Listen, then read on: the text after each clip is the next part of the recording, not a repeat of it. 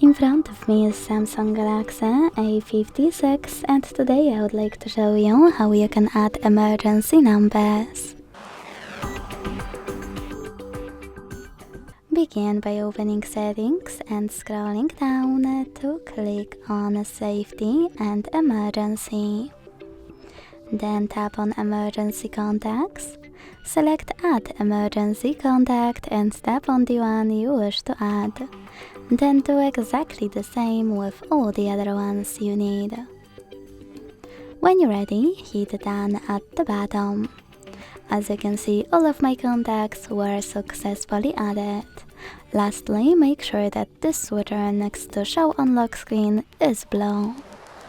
Thanks so much for watching. If you enjoyed this video, don't forget to leave a like, comment and subscribe.